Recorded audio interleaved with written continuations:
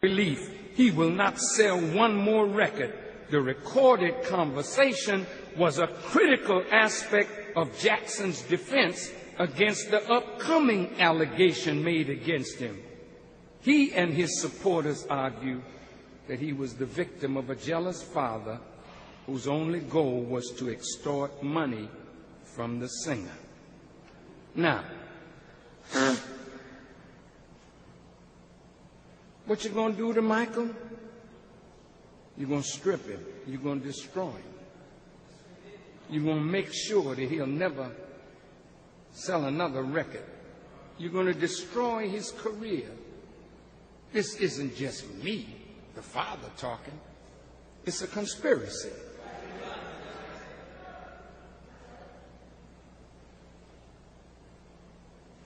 This is the crucifixion. You saw Michael's color going from black to white. That's the outside journey. But the inside journey, Michael was going from white to black. Now watch. Michael started helping Africa. He met with Nelson Mandela. He gave lots of money to African charities. He wanted to build on the African continent. Danger. Danger.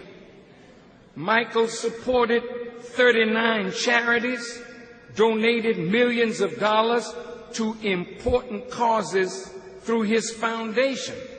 Now, whether you know it or not, these are his achievements. The Millennium issue of the Guinness Book of Records names Michael as the pop star who supports the most charity organizations. It is estimated that Michael has given over $300 million to charity. His many charitable acts includes multiple visits to hospitals, orphanages, terminally ill children. He paid for funerals of underprivileged and victims of disasters, brought thousands to visit Neverland free, paying for a liver transplant. He gave to childhood diabetes research, mother-to-child HIV transmission in Africa, drug abuse, immunization, leukemia, cancer research, hemophilia, AIDS, juvenile diabetes. This man donated to the Michael Jackson Burn Center, the Heal the World Foundation, and I could name all of the groups that Michael supported. And when we were doing the Million Man March, I met with Brother Michael in a hotel suite in New York. And I said, Brother Michael, it's one thing if 1 million women and girls cheer for you, but when 1 million men cheer you, that's significant. I said, Michael, what I would like for you to do is to come to the Million Man March and sing the song, I'm looking at the man in the mirror. Michael was all for it. But after we left, somebody persuaded him differently. But Michael gave $100,000 to the Million Man March.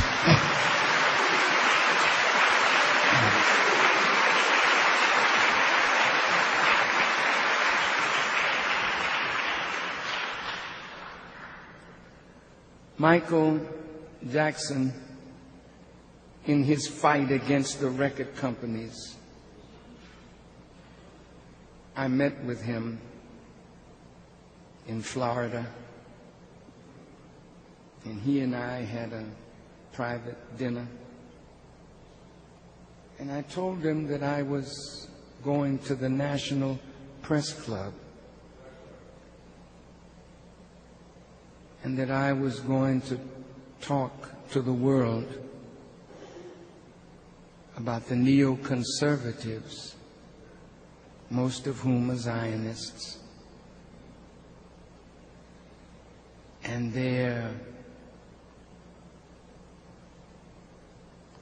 program for a new American century, where they were advising the government, and Bush in particular, and the policies that were made during the Bush administration were all out of this project for a new American century by the neoconservatives. I said, Michael, I'm going to step out and call attention to this to the world. He said, you would do that, Minister? I said, yes. I said, I'm doing it because I want you to see that if you stand up in the name of God, you will be the winner. I want you to see that when I step up and call them out, I'll be around. And I'm around. And I'm around. And I'm alive. And I'm getting stronger by the day. God has kept me alive because there's more work for me to do.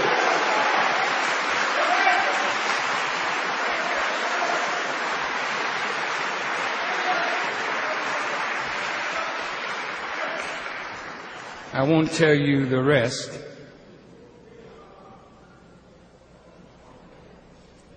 But I got a call,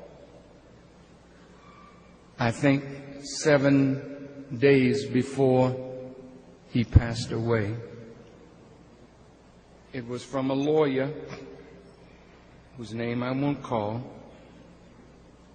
who said, Farrakhan, please get in touch with Michael. He's in serious trouble. I said, what do you mean? He said, Michael agreed to do 10 concerts. Now they've booked him for 50.